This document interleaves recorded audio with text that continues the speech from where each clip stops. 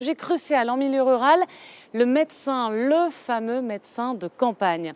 Il se fait de plus en plus rare, mais tout n'est pas perdu. Quelques généralistes résistent.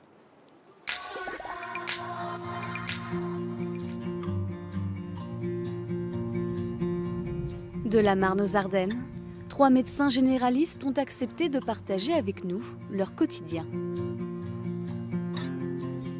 Renaud Miller, l'enfant de la campagne, Emeline Hautecoeur, interne en formation, et Alain Dumont, praticien depuis 25 ans. Chacun d'entre eux a sa raison d'être attaché au monde rural.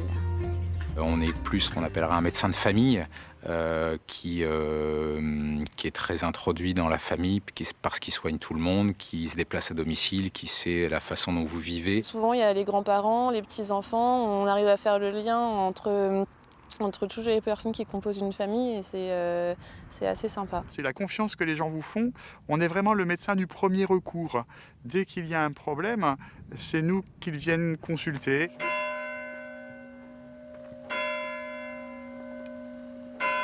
Parfait, merci. Asseyez-vous, vous allez nous raconter ce qui vous arrive. Le docteur Miller s'est installé depuis presque 7 ans à Bazancourt, où il a repris le poste d'un médecin parti en retraite. On a toujours besoin de médecins, surtout qu'il y a toute la contrée.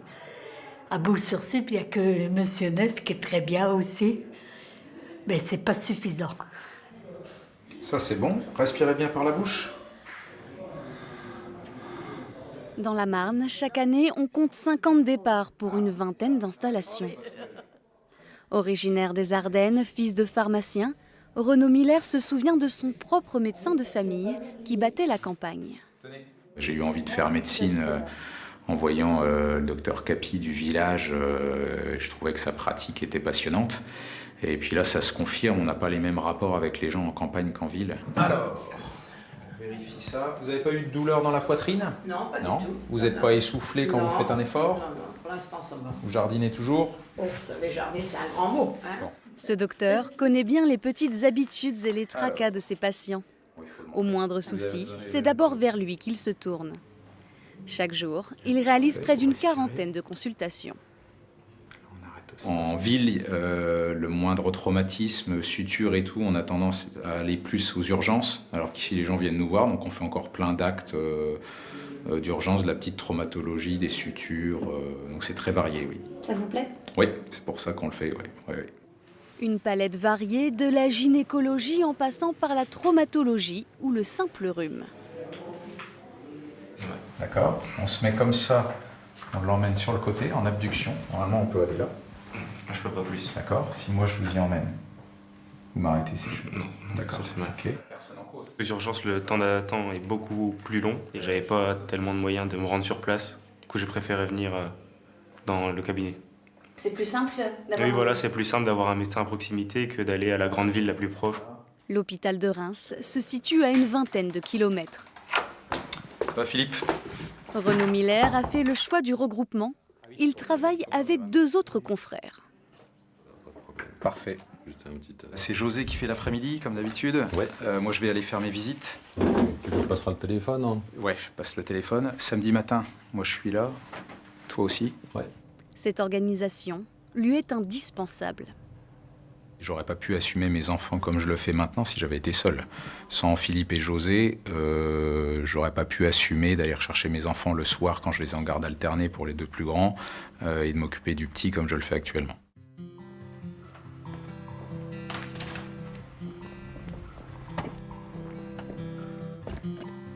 Pour ce médecin, une deuxième journée commence à Reims. Ce jour-là, c'est lui qui récupère Jean, 18 mois, chez la nounou. Vous l'occupez? Tu rends le ballon à nounou et on va voir les canards.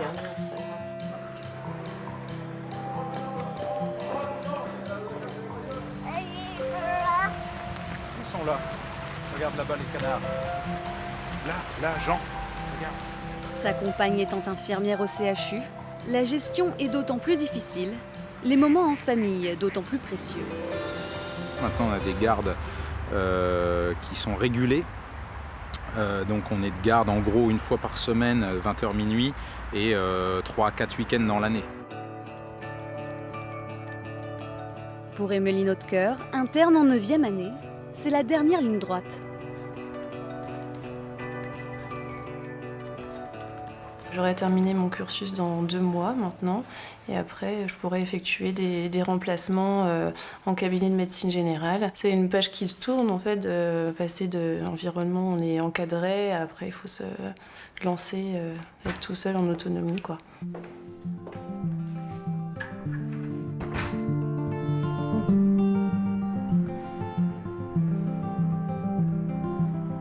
En attendant, chaque vendredi après-midi, Emmeline se rend à Asfeld dans les Ardennes pour son dernier stage.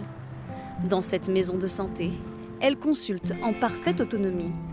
Je crois qu'on s'est déjà vu, moi je m'appelle Emmeline Hautecoeur, je suis l'interne du docteur Vimin. Oui, D'accord, alors dites-moi. j'ai une angine.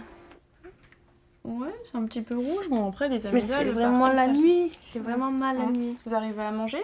Ah oui, Ça passe bien, ça, ouais. ça, j'arrive à manger. Il est important qu'il y ait des médecins qui exercent à la campagne pour permettre à la population d'avoir accès à des médecins généralistes. Donc je pense que le fait d'avoir grandi dans ce milieu conforte mon choix. Native d'un village près de Reims, Emmeline a effectué de nombreux stages en milieu hospitalier et rural. Sa préférence va pour le moment à la campagne. Mais plus tard, pas question de pratiquer seule. Une maison de santé semble le lieu idéal. Pour en avoir discuté avec mes anciens collègues de promo à la fac, dans mon entourage, je ne connais personne qui veut s'installer seul. Donc je pense que c'est vraiment un attrait pour les jeunes médecins. Je connais le versant rural, après peut-être essayer un petit peu l'exercice en ville et puis après voir l'exercice qui me plaît le plus. N'ayant jamais pratiqué en ville, le début de sa carrière sera déterminant dans son choix final.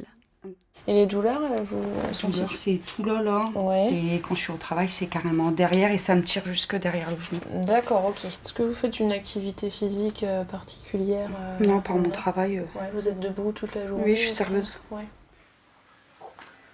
Ça y est, c'est fini, Emmeline? Ouais, ça y est. Bon, alors on va débriefer un petit peu. Fin de journée, Emmeline fait le point avec son maître de stage, le docteur Brigitte Villemain.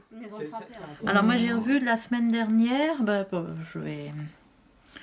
cette personne là pour son vaccin. Ouais. C'était pas le Repevax qu'il fallait, c'était simplement le Revaxis. D'accord. Donc vous y penserez, surtout de demander le carnet de santé et revoir avec juste avant de le faire. Ok. En tout cas, je suis très contente parce que là, on est presque à mi-parcours. Et vraiment, les personnes, quand elles vous voient, elles sont très très satisfaites et elles n'hésitent absolument pas à ce que ce soit vous. Prendre des étudiants en stage, ça permet de plus en plus d'avoir la relève. J'ai fait un petit peu une enquête sur tous les étudiants qui étaient venus dans notre cabinet. Ils sont à peu près tous installés en rural ou semi-rural. Des aides à l'installation prévoient par exemple 50 000 € sur 3 ans dans certaines zones identifiées.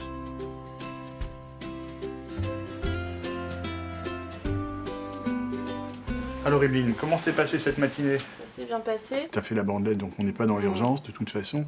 On se rassure qu'il n'y a rien de particulier. Il n'y a pas de fièvre. Voilà. D'accord. Emmeline est aussi en stage avec le docteur Alain Dumont tous les mercredis. Depuis 25 ans, lui et sa femme exercent à Machaut, un village ardennais de 500 habitants. Les visites à domicile représentent 20% de ses consultations. Alors, l'équilibre. Vous arrivez à tenir sur les carreaux? On avait fait les histoires de carreaux. Oui. Alors, marchez le long d'une ligne. Essayez un petit peu. Ah ben ça. C'est dur, hein, et puis il faut se tenir. Ouais. Le docteur Dumont a su créer des liens avec ses patients. Toutes les questions qu'il leur pose ne sont pas d'ordre médical. Il y a des choses prévues prochainement? Non. Comment ça? Je sais pas, une réunion de famille, l'anniversaire de l'un ou de l'autre, le mariage d'un petit-fils ou... Non. Il n'y a rien de Non, prévu? non. C'est calme? C'est calme. C'est calme. Bon. Et puis le mois prochain, il y aura le vaccin de la grippe. Ah, Eh oui! On parle de la vie, on parle de choses... On parle de tout. On parle de tout. On parle de ce qui s'est passé dans la semaine, on parle ou dans le mois, des événements familiaux qu'il y a eu. On peut parler du temps, parce que c'est important quand on s'occupe du jardin. Bon, là, maintenant, le jardin, il est un petit peu en friche. Hein. C'est du gazon, c'est plus simple à entretenir. Oui. Hein. L'itinéraire de ce médecin de campagne le conduit dans tous les villages aux alentours de Machaut. Les confrères les plus proches se trouvent à une douzaine de kilomètres. À l'époque, c'était quand même la guerre entre les médecins. Il y en avait trop, le bruit courait qu'il y avait trop de médecins, qu'il fallait en former moins. Mon prédécesseur est parti à la retraite à 56 ans, parce que c'était possible à l'époque. Moi, j'en ai 54 et je ne me vois pas arrêter dans 2 ans.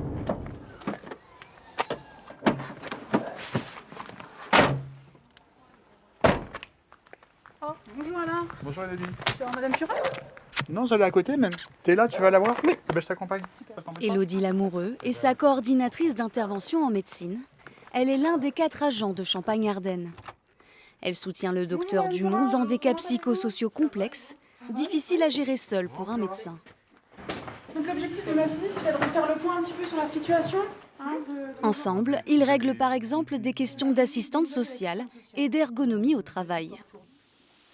Le docteur Dumont est l'un des tout premiers à avoir reçu l'aide d'Élodie.